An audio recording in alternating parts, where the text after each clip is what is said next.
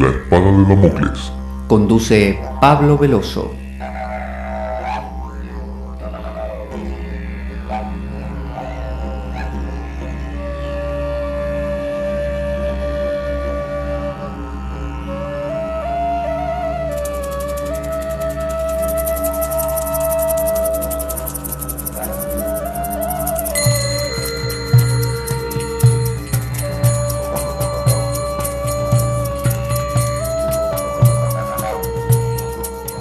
Tal como lo cortés no quita lo valiente, así lo hilarante no quita lo profundo. Y dado que la vida es un juego, aquí comienza La espada de Damocles. La ficción más real que puedas concebir.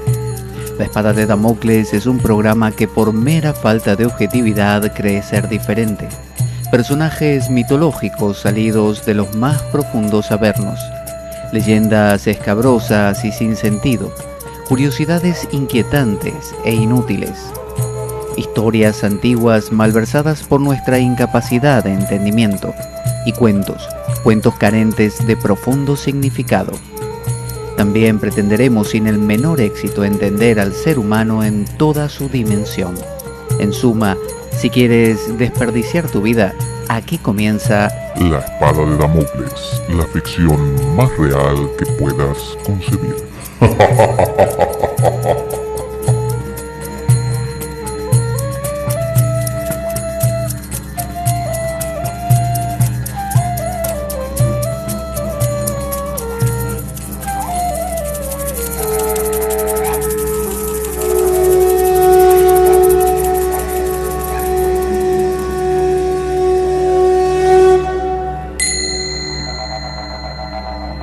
espada de Damocles. Conduce Pablo Veloso.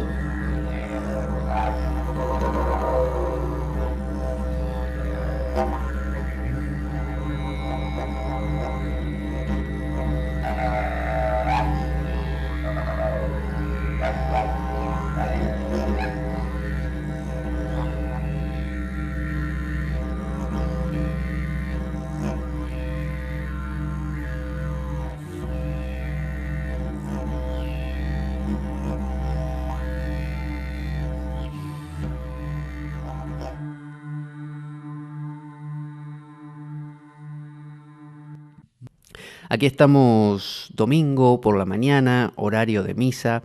Estamos aquí en la biblioteca pecando, ¿no? Porque no estamos donde deberíamos estar, en la Biblioteca Pública del Fontane, en Oviedo. Y tenemos la tercera parte del programa del Puer. Habíamos hecho la primera parte donde no abordábamos inicialmente el tema, y el Puer tenía que ver con el puber, tenía que ver con esa juventud eterna. Y lo fuimos planteando desde distintos ángulos. Primero desde la visión de Marie von Franz, que era una discípula de Jung, y también estamos entrando en el enfoque de James Hillman. No voy a repetir lo que planteamos antes porque ya lo vimos abundantemente en la primera y en la segunda parte, pero notamos, como estábamos conversando recién aquí también, que todos nosotros tenemos algo de puer. Y muchos de estos enfoques del puer tienen que ver con enfoques peyorativos. Algunos de ellos que fuimos planteando nos mostraban que el puer era aquella persona que es inconsistente, que no se compromete, que quiere vivir como si fuera un adolescente o un niño eternamente, que no madura.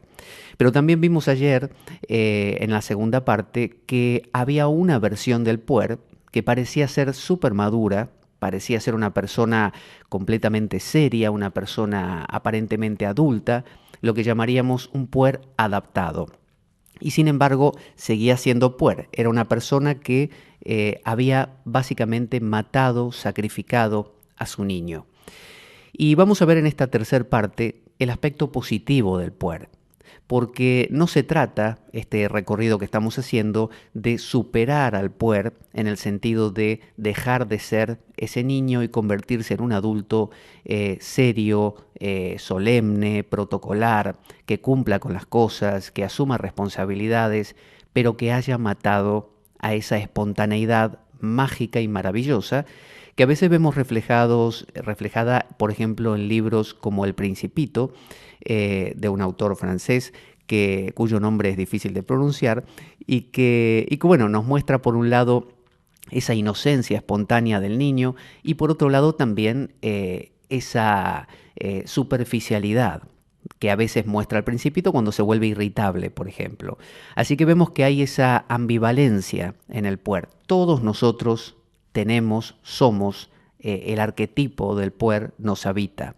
Pero también hay otro arquetipo paralelo al puer que es su complemento y es el senex. El senex viene de la palabra senil, viene de senex justamente, y significa anciano, viejo. Mientras que puer, la palabra que en nuestro idioma se deriva de eso es puber y tiene que ver con aquel que es un adolescente, aquel que todavía no llegó a la adultez.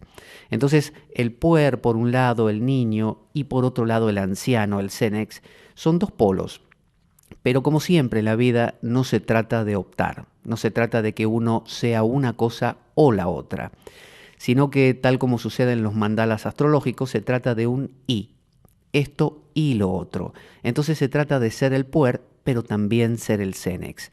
Es decir, si yo soy solo senex, me convierto en una persona seria, desterrando al niño, ese niño que destierro va a parar a mi inconsciente y acaba poseyéndome desde el inconsciente y ya vimos que ese sería el aparente puer adaptado, aquella persona que cumple todas sus funciones, ha matado a su niño y su niño lo posee de maneras de las más diversas, de repente siendo caprichoso, necesitando de la contención y del amor de los demás, desesperadamente.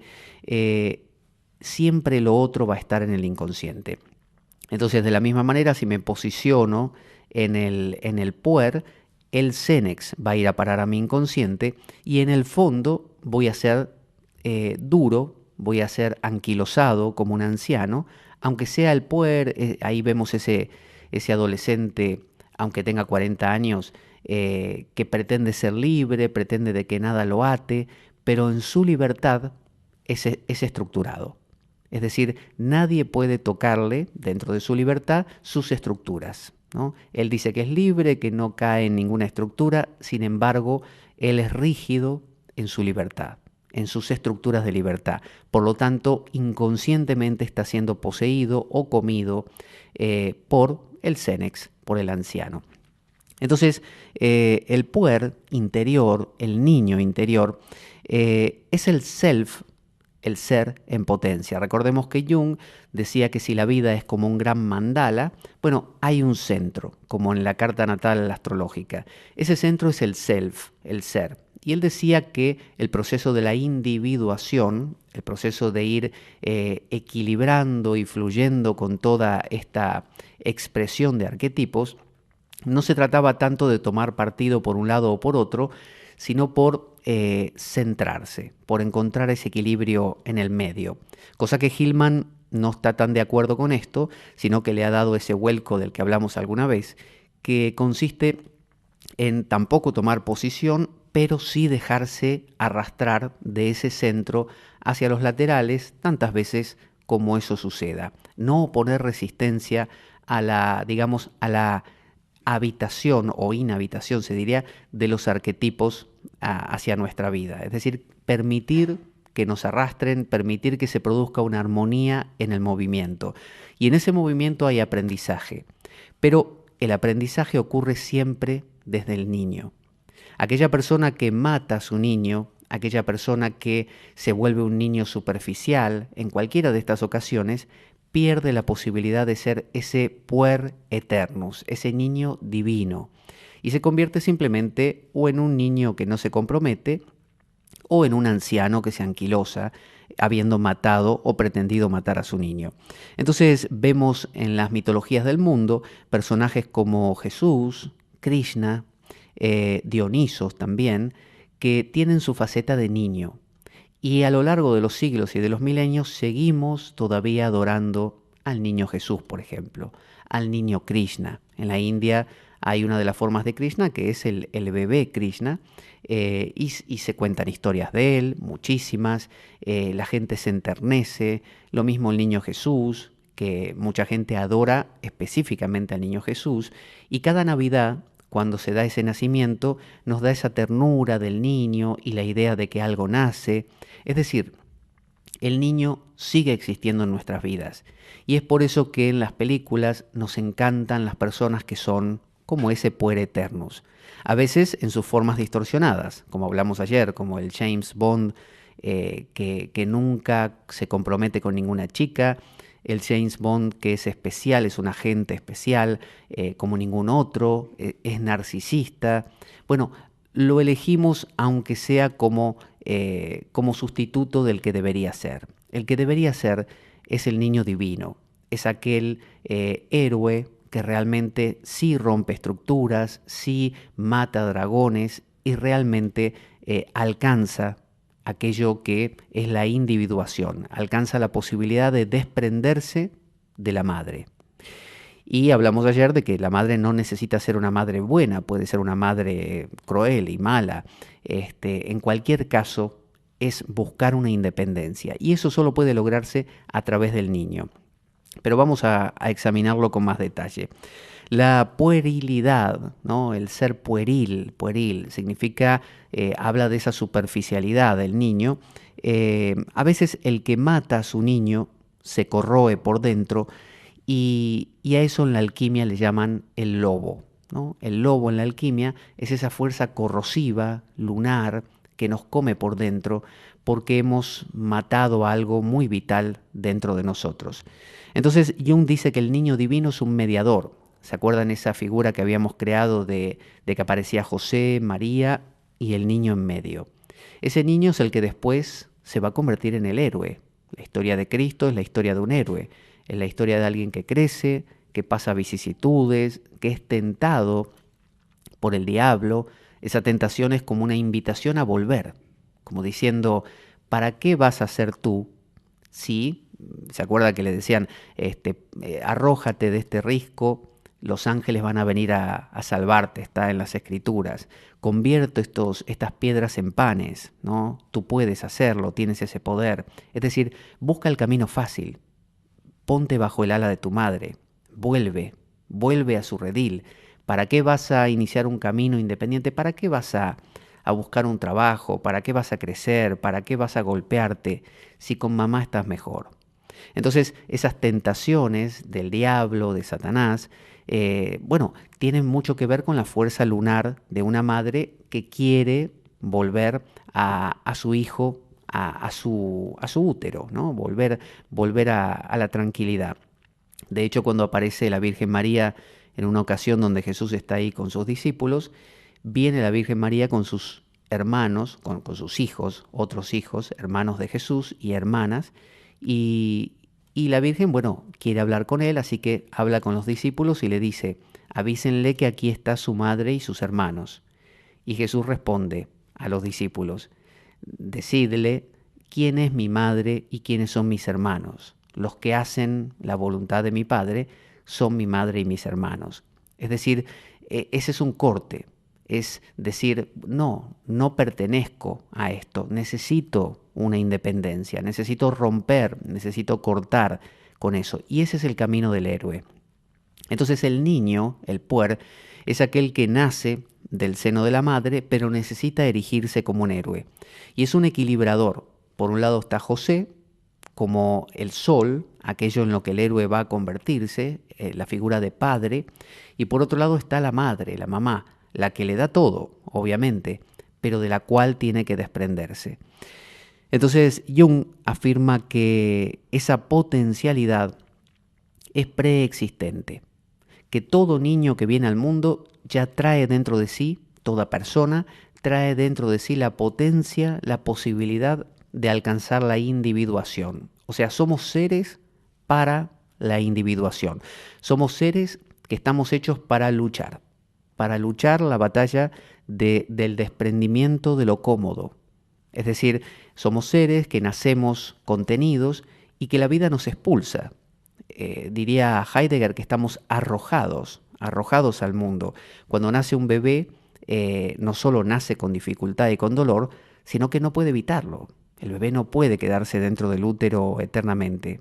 Es expulsado por ese útero. Las contracciones son una manera de decirle, ahí estás. Y se corta el cordón umbilical y respira por sí mismo.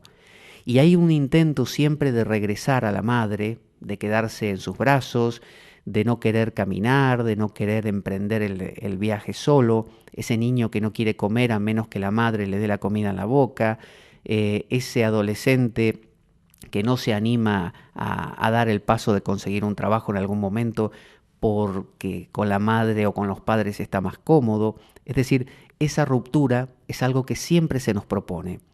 Aún como adultos, siempre está ese puer en una vuelta más, donde tenemos una amistad con alguien y esa persona, bueno, nos facilita las cosas en esto y en aquello. Ese lugar donde trabajamos no es el mejor, pero es cómodo. Es decir, siempre está la posibilidad de despertar un héroe. Y ese héroe que despierta, despierta desde el niño. Porque si yo me convierto en un viejo, me anquiloso. Y si me anquiloso, me establezco. Y si me establezco, no cambio.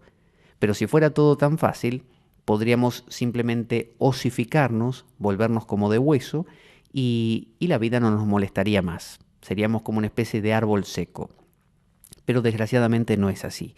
El niño persiste. El niño siempre estará ahí. Siempre habrá un Jesús que nace en Belén, ¿no? En el pesebre, y siempre querrá salvarse de Herodes, y siempre querrá superar las tentaciones del diablo, y siempre querrá, tarde o temprano, aspirar al madero, aspirar a la cruz. Ese es el final del héroe. El héroe busca realmente cumplir su misión. Eso es lo que cada ser humano lleva dentro de sí. Y eso mismo es lo que genera la frustración. Cuando eso no ocurre, porque no lo permitimos, porque nos quedamos con lo cómodo, bueno, es como si nosotros mismos nos estuviéramos lastimando, porque estamos como intentando postergar lo impostergable. Entonces, soñar con niños, uno puede soñar con un bebé, soñar con un niño pequeño, nos habla de la necesidad de ese niño interior en nosotros de surgir, ¿no?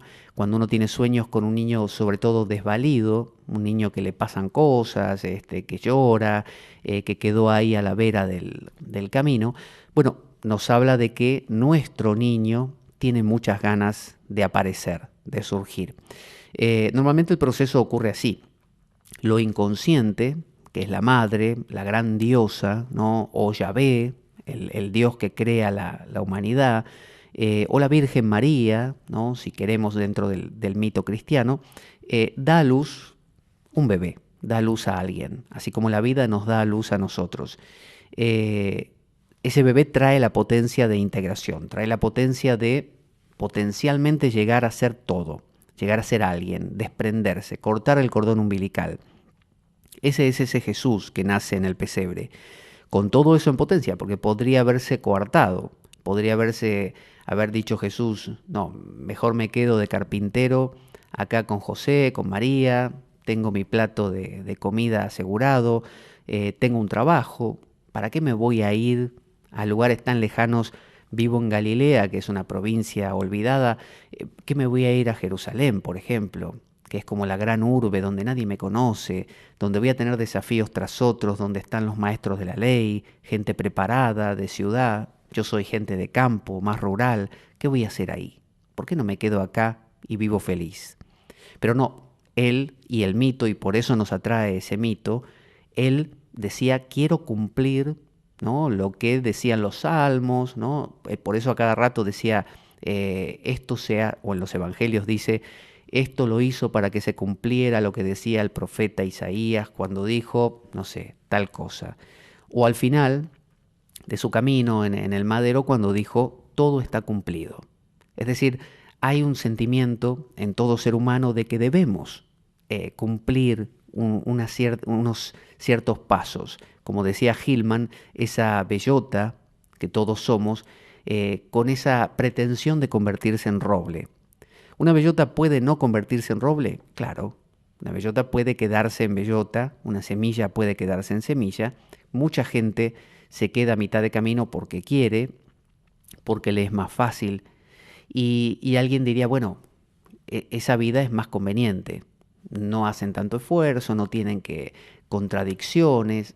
Bueno, pero hay un gran sufrimiento, que es el sufrimiento de saberse rezagado, saber que no di ese paso que debería haber dado, ¿no? Es esa especie de peso moral, ¿no? De haber rechazado ese imperativo de debo, ¿no? En la película La Última Tentación de Cristo vemos al personaje también tener esta dicotomía donde yo lo revelo como un spoiler la película porque es una película vieja, si no, no lo contaría. Que en una escena casi final está Jesús en la cruz y aparece un ángel y le sugiere, mira, si quieres puedes bajarte de esa cruz e iniciar una vida familiar. ¿Para qué vas a sufrir? Y él elige bajarse, ¿no? Está basado en la novela de Nikos Kazantzakis, que bueno, que esta novela le generó una excomunión dentro de la Iglesia Ortodoxa griega, porque se decía que el contenido era muy herético, muy blasfemo. Entonces, bueno, se baja Jesús, se casa con María Magdalena, tiene hijos, y en un momento, cuando ya es viejo, en esta historia paralela que el ángel le dio la posibilidad, cuando ya está muy viejo, él ve a Jerusalén incendiada, como ve todo lo que él podría haber hecho y en lo que podría haber participado y no lo hizo. Y arrastrándose de su cama, de su lecho de muerte, por el suelo, intenta regresar y le ruega a Dios que como último don le otorgue la posibilidad de volver a la cruz. Y entonces Dios, en la escena final, le da la posibilidad de reaparecer en esa cruz y vuelve a la escena donde se dio esa bifurcación, esa invitación del ángel y esa aceptación. Y vuelve a la cruz y muere en la cruz. Es decir, el madero es la potencia cumplida, la posibilidad de realmente ser lo que uno sentía que tenía que ser, ¿no? No caer en la comodidad. Entonces, si nace ese Jesús, hay dos opciones. Hay amenazas continuas del inconsciente, ¿no? Que aparecen, que sería lo que en las mitologías son los demonios, los dragones, aquellos que quieren comernos, como la gran boa constrictor que come el elefante del Principito, que nos invita a regresar a la comodidad en todo, en lo cotidiano. Cada día tenemos un montón de propuestas de ¿y por qué no te echas ahí en el sillón y no haces nada y descansas? ¿Por qué no dejas ese plan tan difícil y te entregas simplemente? ¿Por qué no te deshaces? Entonces, si aceptamos esto, bueno, regresamos al útero, regresamos a mamá. Pero si nos animamos a romper con esa estructura y realmente pelear, luchar, que es el camino del héroe, y que por eso digo nos atrae tanto en las novelas y películas y mitos, por aquello que realmente consideramos que somos, entonces ahí normalmente aparecen guías, aparecen indicios, aparecen ayudas, ¿no? El sabio que nos visita, el hada madrina, aparecen cosas que nos van diciendo, mira, para tu camino toma esto, toma aquello otro. Y son dones que vamos recibiendo. Y nuestro fin es pelear contra el dragón. En algún momento nos vamos a encontrar con primero el pequeño dragoncito diario, pero a veces, cada ciertos meses, un dragón más grande y alguna vez con el verdadero dragón, con el grande grande. Y podemos luchar y vencer o luchar y fracasar.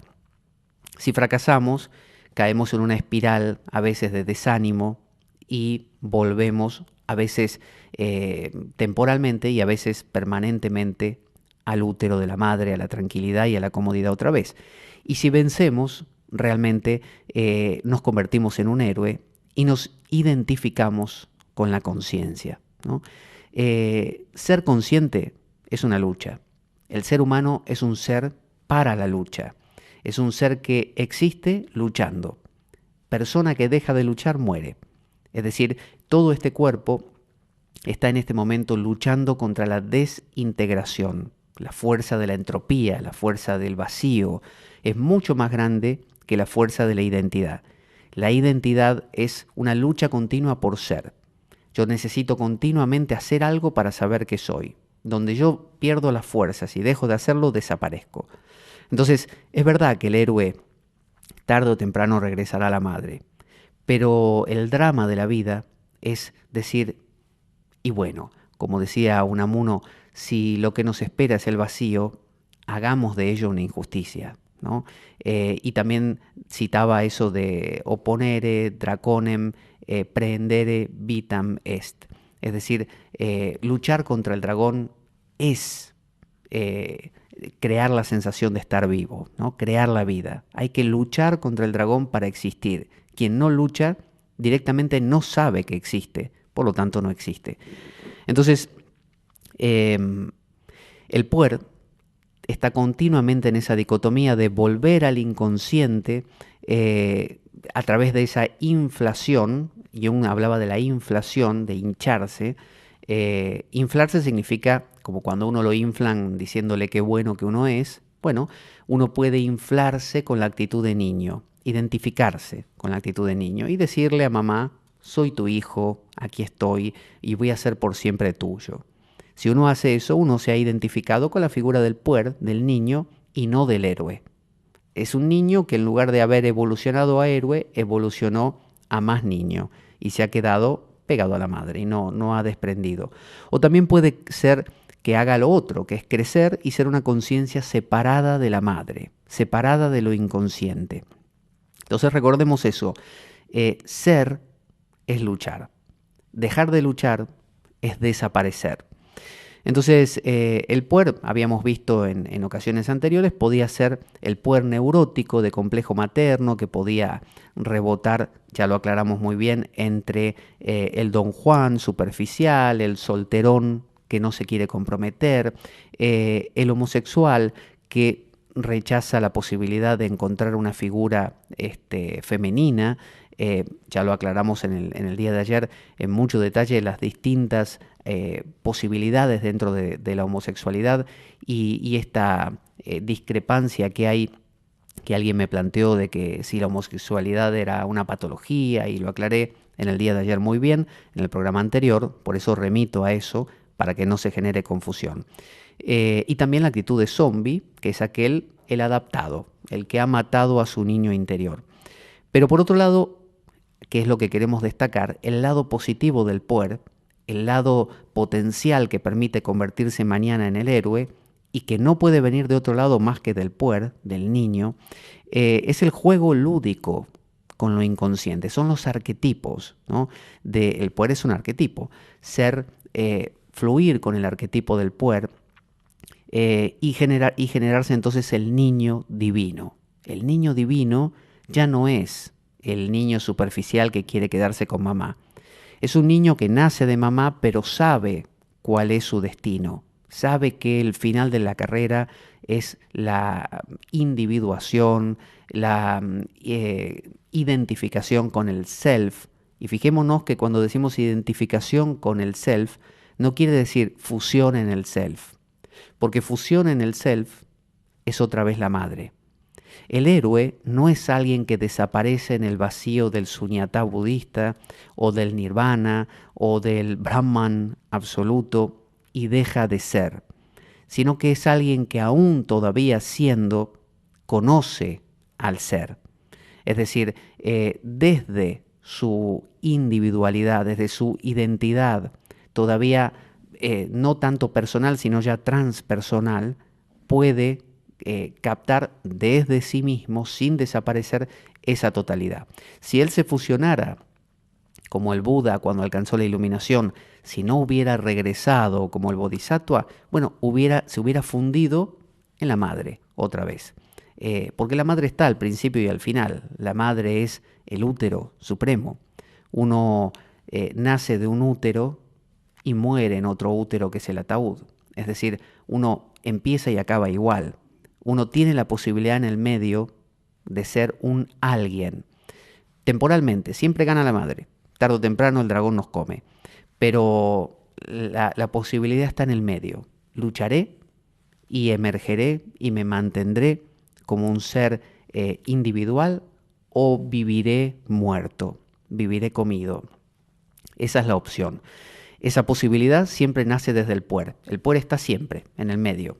Está todos los días ahí para nosotros como posibilidad de romper estructuras. El puer es el niño que es curioso y que le pregunta a la madre: mamá, ¿por qué la hierba es verde? ¿Por qué el sol alumbra? ¿Por qué, no sé, las personas crecen? ¿De dónde vine? Y cuando la madre le dice: viniste de, no sé, de la semillita, no sé qué, y dice: pero ¿cómo fue que esa semillita apareció? ¿Y de dónde vino, no sé, mi padre? ¿Y de dónde? Es decir, el niño es una pregunta constante, es movimiento constante. Lo contrario a eso es el Cenex, el anciano, el que ya lo da todo por sentado.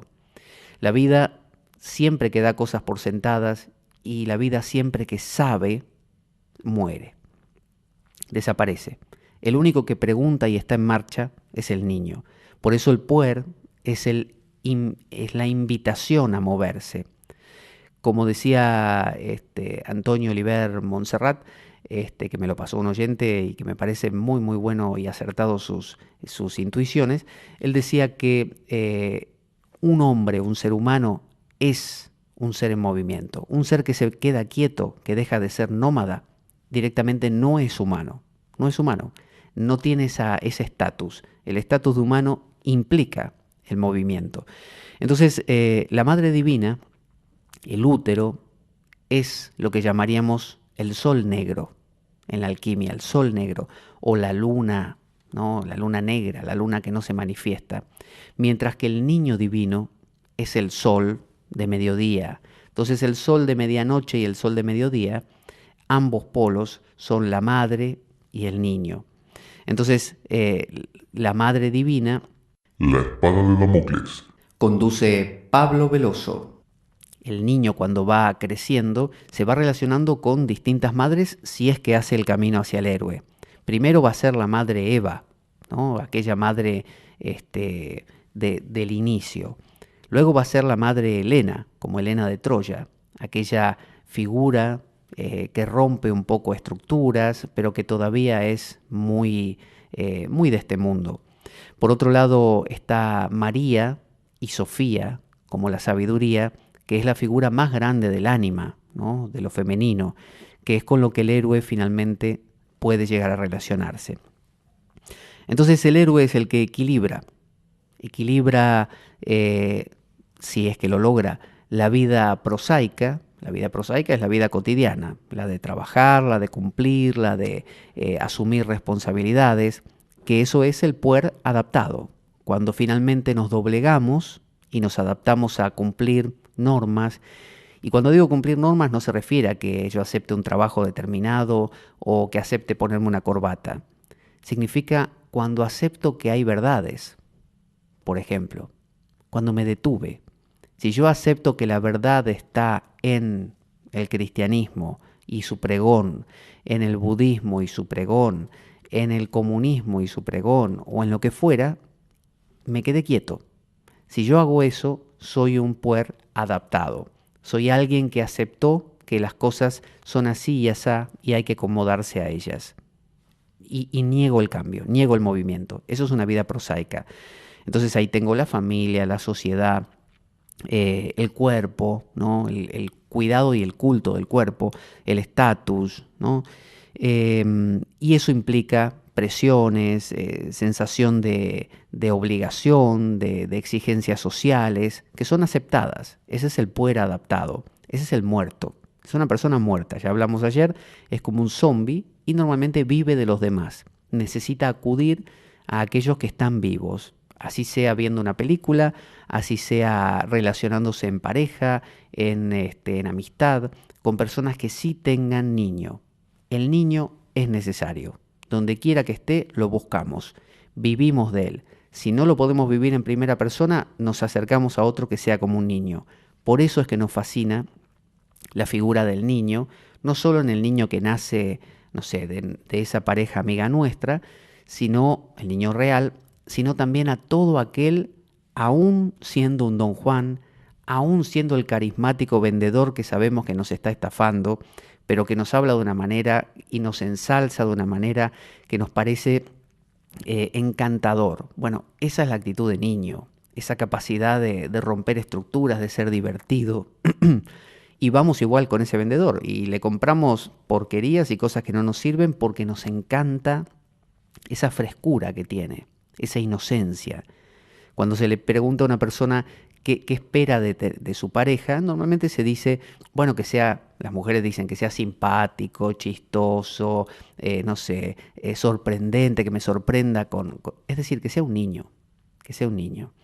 De parte del hombre también, la figura de la mujer se espera y está probado que es la más atractiva de todas las figuras femeninas, es la de la niña, ¿no? De la mujer aniñada o de la niña, de la más juvenil, no solo joven, sino juvenil, ¿no? Que tenga ese espíritu y se dice, bueno, nuestra pareja, por ejemplo, ya se ha apagado. ¿Qué quiere decir? Bueno, que somos dos viejos, dos Cenex, aunque tengamos 20 años, dos Cenex. Entonces el niño es el motor del cambio. El niño siempre la ruptura de estructuras, el seguir caminando, es el héroe que emprende su viaje pese a todo y un viaje que se emprende cada día. Pero claro, tiene que ser un niño realmente orientado, ese héroe, hacia el self. De lo contrario es un Don Juan, de lo contrario es un solterón, de lo contrario es un inconstante, un irritable, como hemos hablado. Entonces, por un lado, fíjese, tenemos la vida prosaica. O nos adaptamos a la sociedad con todo lo que hay y tenemos ideas fijas y aceptamos que esas ideas van a ser las que nos van a acompañar siempre. O por otro lado, volvemos a la madre. Es decir, no emprendemos nada, no asumimos ninguna responsabilidad. Pero hay un camino medio. Ayer hablamos que la solución del puer, según Jung y Maribon Franz, no tanto Hillman, era el trabajo. Es decir, el asumir responsabilidades, el acercarse al Cenex. Es decir, necesitamos el toque de Cenex porque es lo que complementa al puer. Un puer sin Cenex se pierde, es volado. Un Cenex sin puer se anquilosa. Entonces necesitamos el trabajo. Necesitamos hacer aquellas cosas que no nos gusta hacer, sistemáticamente, ¿eh? Me refiero a tener que darse cuenta de que la vida implica hacer cosas que no son divertidas, a veces durante un tiempo largo.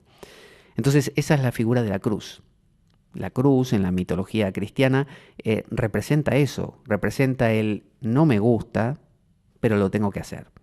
Jesús decía, Padre, si puedes, aparta de mí este cáliz. Y finalmente dijo que se haga tu voluntad y no la mía, ¿no? Ese fiat voluntas tua, que se haga tu voluntad. Es decir, esa posibilidad de saber que el camino del héroe no es fácil.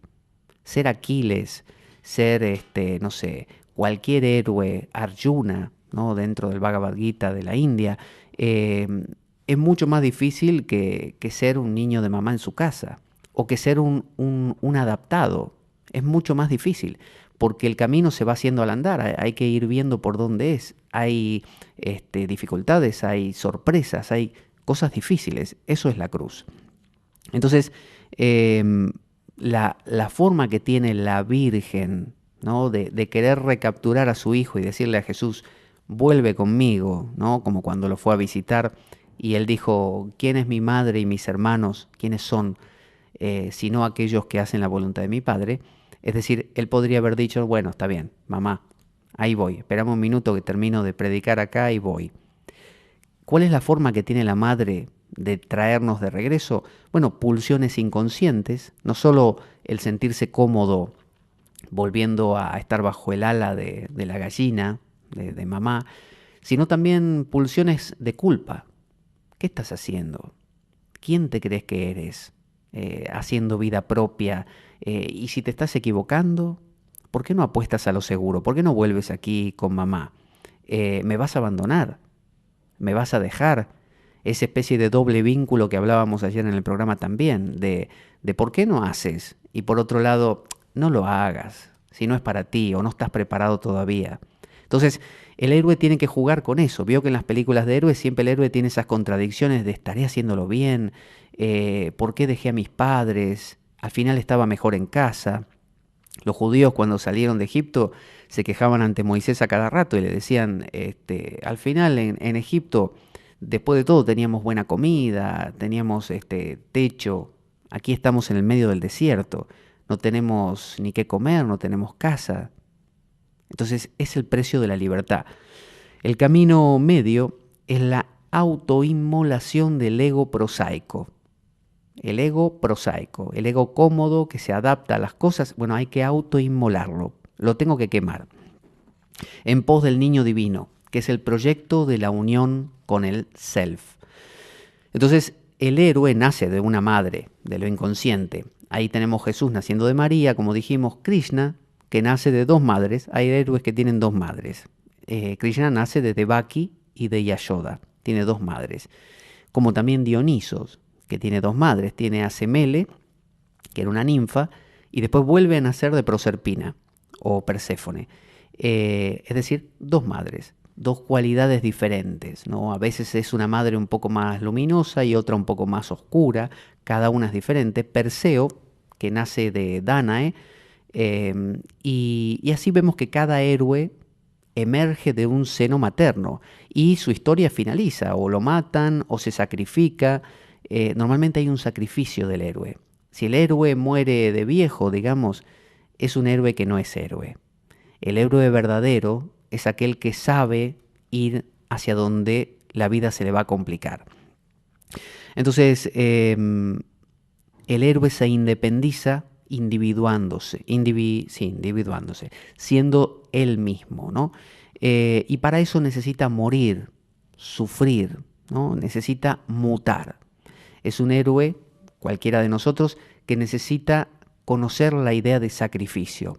Hoy en día, mortificación nos suena mal. Nos parece mortificarse, darse con una fusta, los cilicios, decimos San Francisco de Asís le ponía agua y ceniza a la comida para que no tenga sabor, los franciscanos se morían de frío andando descalzos, qué sé yo, San Juan de la Cruz, Santa Teresa de Ávila, gente loca, decimos hoy, porque pudiendo vivir una vida de salud, no, elegían vivir una vida de extremos. El héroe es extremista, el héroe busca los extremos, pero no un extremo sin cabeza, ¿no? Como ya veremos, por ejemplo, en la película Into the Wild, donde esta película de Sean Penn, donde el personaje es un puer que busca huir simplemente, busca ser libre de todo y que nada lo atrape ni lo afecte, y sí, se expone a cosas muy graves y finalmente termina muerto. Muerto por algo que quizá no justificaba ese tipo de muerte. No es una muerte sagrada, no es una muerte por una trascendencia, es simplemente una muerte por una huida de lo prosaico, ¿no? de todo lo que sean responsabilidades. Entonces el héroe necesita autoinmolarse. En astrología eso es Saturno, eso es el Cenex. El viejo es el que fastidia al adolescente y le dice: tienes que estudiar, tienes que trabajar, tienes que esforzarte, tienes que ir a la cruz. La cruz es Saturno, es el tiempo te come, ¿no? El tiempo se acaba, es tu tiempo, tienes que hacerlo. Eso es Saturno. El héroe normalmente, cuando deja de ser el niño, el puer, es el sol, el héroe, el sol que emerge, es Apolo, ¿no? El gran dios Apolinio, arrogante, soberbio, el mejor de todos, pero le falta algo, le falta la maduración que da el tiempo. El tiempo es, dice el Bhagavad Gita, es el que todo lo engulle, pero todo lo madura también. Entonces, el héroe se autoinmola luchando contra el dragón. Se anima a vivir una vida de lucha. Esa lucha es la cruz de un Cristo, es el árbol de Odín. Acuérdese Odín, el de los vikingos. Él, para obtener las runas, que es el alfabeto nórdico, ¿qué hizo? Las runas creo que se llaman de Futark, una cosa así, se clavó él mismo, o se colgó, no me acuerdo, creo que era clavado contra un árbol. Y estuvo ahí, pero meses y meses, hasta que se le revelaron las runas. Y tuvo que sacrificar un ojo. Por eso Odín es tuerto, perdió un ojo. Entonces, el puer normalmente no quiere hacer sacrificios. Para que haga sacrificios tiene que convertirse en héroe, evolucionar hacia de ser un Mercurio astrológico a ser un Sol, pero después tiene que dar un paso más y acercarse a Saturno, al viejo, hacer el Cenex y decir, sí, voy a sacrificar mi, no sé, juventud, mi poder, mi gloria, mi fama, mi belleza, en pos de lo que sé que vale la pena. Eh, Perseo, por ejemplo, tuvo que también hacer sacrificios matando a la Medusa. Perseo se hubiera quedado más tranquilo en su casa, pero no, él tuvo que ir a matar a la Medusa Gorgona. Cronos, Saturno mismo en la mitología, tuvo que Zeus tuvo que pelear contra Cronos, contra su padre, y vencerlo, desterrarlo. Krishna tuvo que pelear contra Kamsa. Krishna estaba muy bien en donde vivía, en Goloka, en Brindavan. Él vivía tranquilo ahí. O Gokula, no me acuerdo, porque uno es el celestial y otro es el terrenal. Él vivía tranquilo, como un pastorcito, con sus noviecitas y todo eso. ¿Y qué hizo él? Bueno, tuvo que ir hasta la ciudad, digamos, principal a pelear contra un tipo llamado Kamsa para vencerlo. Y lo hizo, y lo mató. De la misma manera, Rama, de la mitología hindú también, tiene que pelear contra Ravana. Y es un monstruo con un montón de cabezas y le raptan a la esposa y finalmente lo vence. Entonces hay una lucha y al vencer se obtienen dones. Por ejemplo, Zeus obtuvo el Olimpo y se convirtió en el rey del Olimpo. Odín, como dijimos, obtuvo sus runas, que es la sabiduría. Jesús obtuvo la posibilidad de estar sentado a la derecha del Padre. Krishna obtuvo el reino de esa ciudad que gobernaba Kamsa y se convirtió en el rey. Perseo obtuvo el amor de Andrómeda y Rama rescató a su esposa Sita, la recuperó. Es decir, cuando se vence al dragón, el héroe obtiene dones. Pero para poder vencer al dragón, el héroe tiene que perder algo. No podemos matar al dragón así impunemente. Para matar al dragón perdemos algo. Nos duele, hay sufrimiento, hay sacrificio, algo pasa. Y ahí se vence al pecado original. El pecado original es quedar pegado a la madre. El pecado original es la comodidad. El pecado original es quedar en el seno materno para siempre. Entonces, el puer renacido es un puer que conjunta a Marte, la fuerza del guerrero Marte, el dios principal de Roma, con Saturno, con el anciano. Es decir, un héroe que tiene la madurez de un anciano. Si solo fuera madurez de anciano, sería anquilosado, adaptado. Si solo fuera héroe, sería torpe, sería bruto. Bueno, necesitan las dos cosas, Marte y Saturno. Entonces, por eso astrológicamente Marte se encuentra exaltado en Saturno, ¿no? En Capricornio.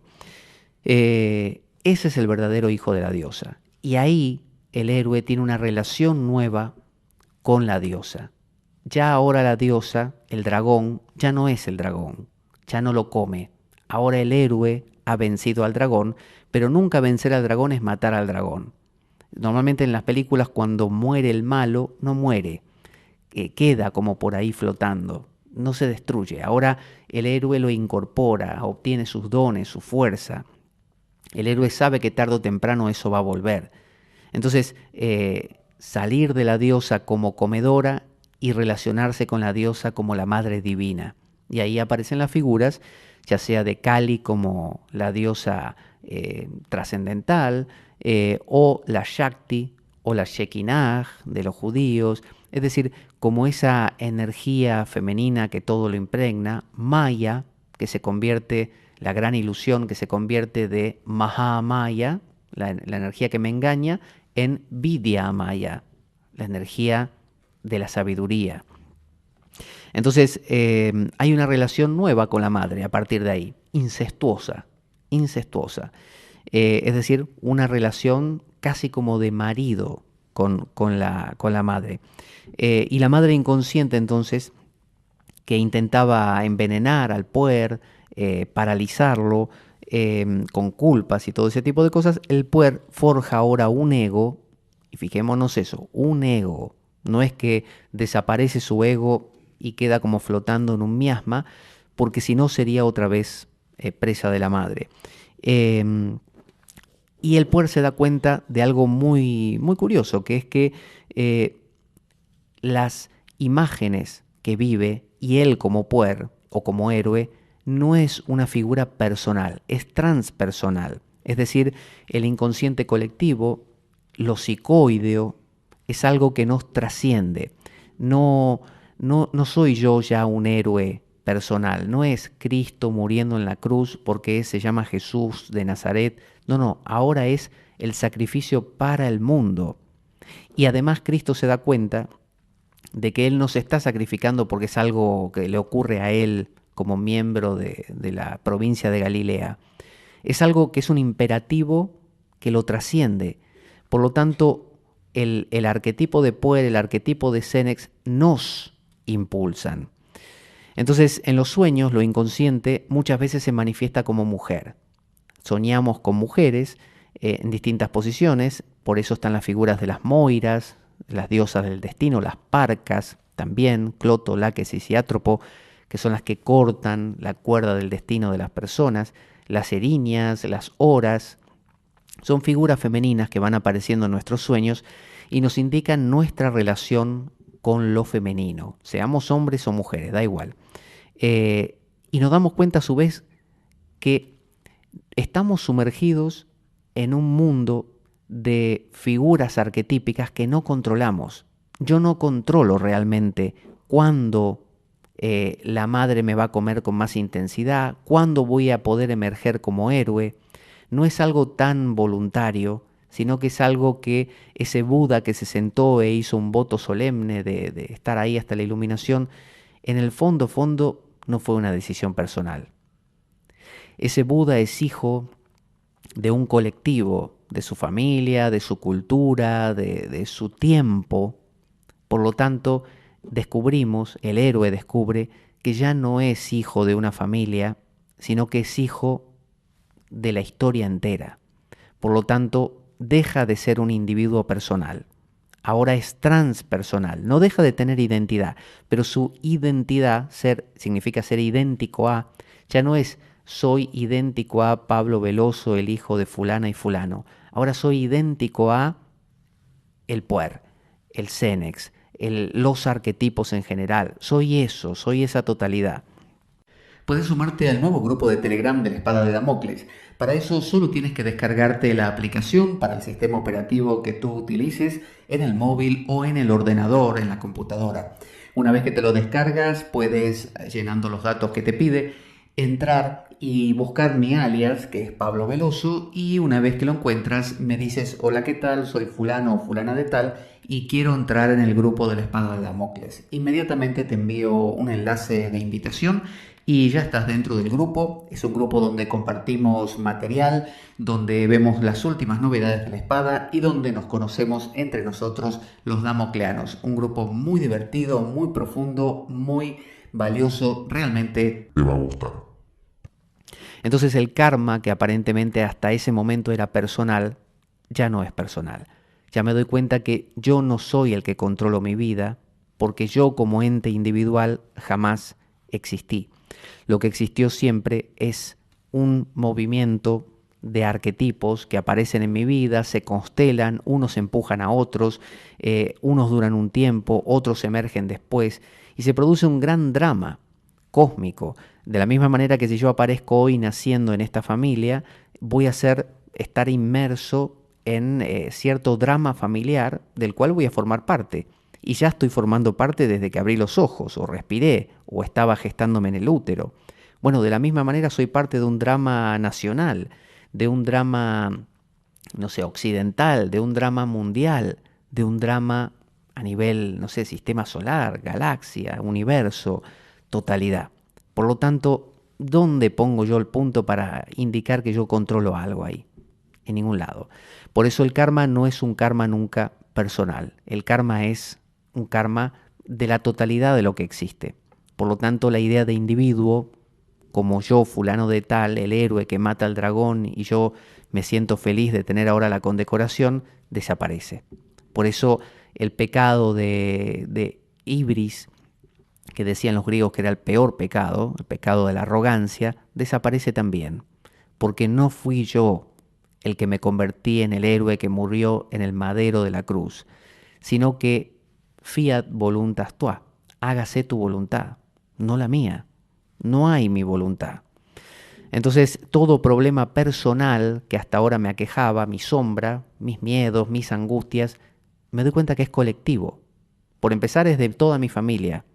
Así como yo puedo ver una familia donde los miembros, por su forma de constelar, enferman a otro, ¿no? Como por ejemplo el exorcismo de Emily Rose, ¿no? Esta película o ese libro donde probablemente esa chica fue llevada a tener esos síntomas, esa posesión, como simplemente una expresión de todo un drama familiar. Ella tenía que enfermarse, tenía que quizá expiar ciertas culpas que sentían el resto de la familia. Bueno, ella fue el chivo expiatorio.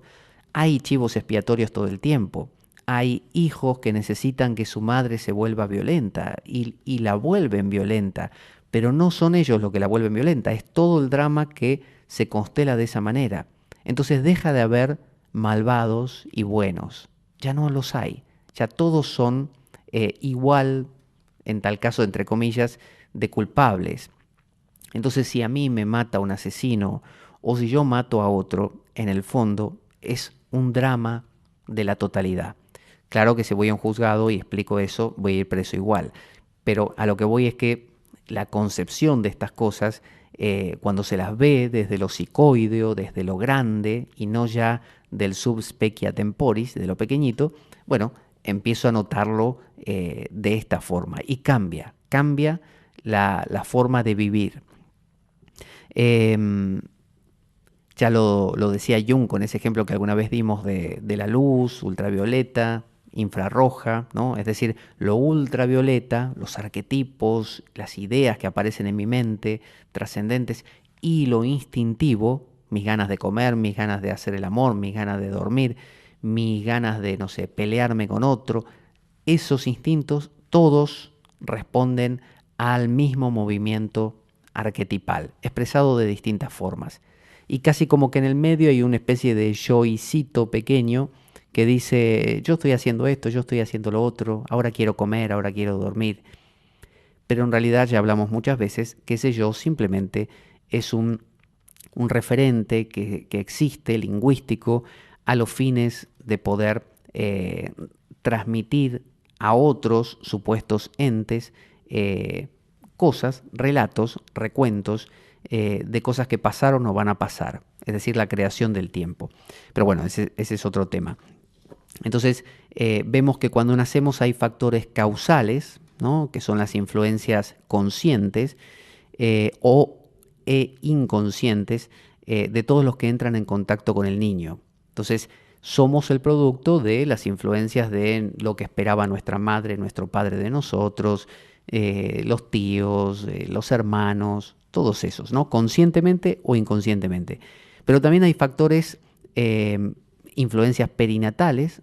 El niño dentro del útero ya está recibiendo un montón de influencias. Esas serían influencias causales, directas, que podemos decir, bueno, es así por esto. Pero hay factores acausales, es decir, donde no podemos rastrear una causa, que son las predisposiciones que ese niño ya trae. Aquí estamos retrotrayéndonos un poco hacia más lo filosófico, ¿no?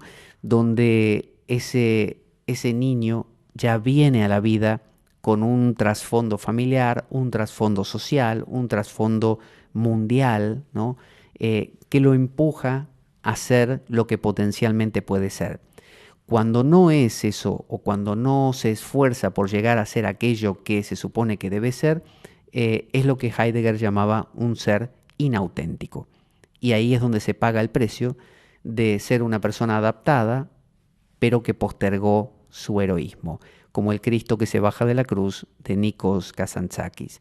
Entonces, ser la bellota que se convierte en roble es el destino que está previsto para cada uno. Uno dirá, bueno, pero si entonces no hay una decisión personal en todo esto, ¿de qué sirve hablar de estas cosas? Bueno, hablar de estas cosas es poner las cosas en movimiento, ¿no? Cuando las palabras nos llegan, son influencias. y esas influencias van empujando en distintas direcciones. Entonces, por más que no haya una voluntad propia que decide voy a ir a matar al dragón, si entra en mí en forma de palabras, de leídas, oídas o lo que fuera, la idea de, mira, esto va de tal cosa, hay que matar a un dragón, hay que hacer tal otra. Bueno, eso va a entrar en mi sistema como si fueran ondas en el agua y van a crear una ola. Y esa ola, ese es el movimiento de ir y matar a un dragón, por ejemplo. Entonces, por más que no tengamos una voluntad propia, porque no exista una individualidad real, sí existen olas en el océano que se mueven y esas olas son propagadas, entre otras cosas, por la información. La información crea olas, la información mueve la vida. Entonces, no la muevo yo, no la mueves tú, se mueve. Nuestro programa carece de sustento económico externo. Si quieres colaborar y apoyarnos, puedes hacer de cuenta que me invitas a un café y dejar una donación equivalente a ello o lo que tú desees a través del enlace de PayPal que aparece en nuestro canal en iBooks. Si tienes alguna duda al respecto, puedes enviarme un correo a infoespadaweb@gmail.com para informarte y desde ya muchas gracias por ello. Entonces la madre embarazada influencia a su hijo inconscientemente, luego de nacer también, y un ser es cósmico, transpersonal, pero también es personal. Entonces no hay, si bien no hay un cambio, una individualidad personal, sí hay la posibilidad de llegar a hacer aquello que uno está previsto para hacer. Y ya para ir terminando, ya para acabar, quería hacer una referencia a un proceso que se refleja dentro del mandala astrológico, que comienza con la figura de Cáncer, el signo de Cáncer, que representa el útero. Cáncer es la madre, ¿no? La figura de Cáncer es como dos círculos con una colita cada uno y se cierran como si fueran un huevo. Bueno, esa es la figura de la madre que da a luz un hijo. Y ahí aparece Géminis, que es la figura de los gemelos que aparecen en tantas culturas, como Castor y Pólux, Rómulo y Remo, Mitra Varuna, Caín y Abel, Prometeo e Epimeteo, y Epimeteo su hermano, Osiris y Set, que alguna vez hablamos también. Y normalmente estos gemelos son uno mortal y otro inmortal, uno tonto y uno más inteligente, uno más independiente y el otro más dependiente, uno más temeroso y el otro más valiente. Es decir, esos gemelos son esa etapa de nuestra vida donde tenemos dos energías que nos tiran, una para volver para la madre y otra para realmente hacer camino. ¿Cuál vence? No lo sabemos, depende cada situación vital. La idea es que ese Géminis, ese hermano, ese gemelo, casi igual al otro pero no igual, sea capaz de matar a su hermano, en tal caso, como respuesta a la madre, e independizarse. Y ahí viene Tauro, que es como una especie de concreción, es el buey Apis de los egipcios, es Adonis, Osiris, Atis, Tamuz, que tenían que ver con esto, con hacerse toro, ¿no? Concretarse, estabilizarse, solidificarse, entrar en el mundo, salir de la madre y hacerse tierra. Y eso da, por último lugar, a Aries como la figura del héroe. Aries es Marte, es el héroe poderoso que ahora es él mismo. Se ha separado de la madre, se ha separado de Cáncer. Pero este héroe necesita para su maduración a Capricornio. Por eso decíamos, Marte se exalta en Capricornio. Entonces necesita ese héroe el toque de Saturno, el toque del anciano que le aconseja y le dice, no te vuelvas, no cometas el pecado del ibris, de ser un soberbio, como decían los griegos.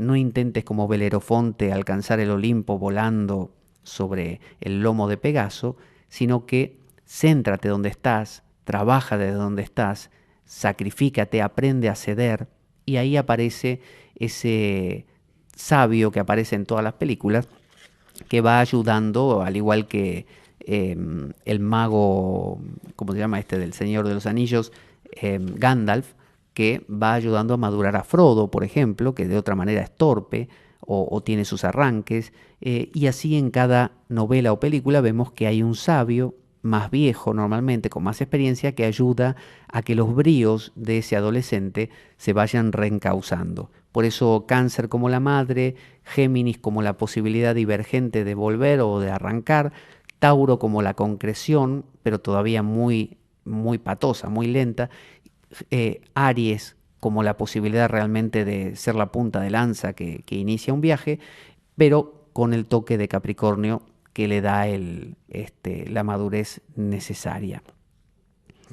Así que bueno, hasta aquí hemos visto la historia de nuestro Puer y Poela, y que ya retomaremos de algunas otras maneras para comprenderlo un poquito mejor, porque está conectado con muchas otras cosas.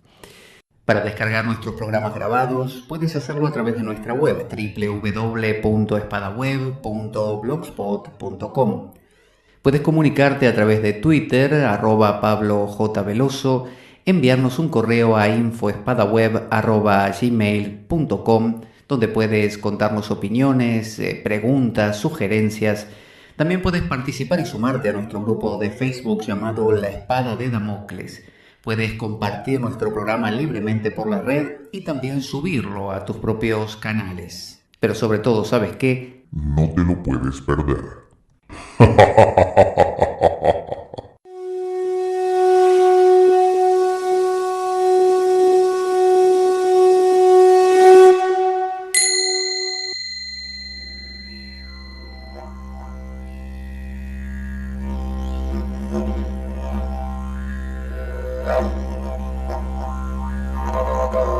La Espada de Damocles. Conduce Pablo Veloso.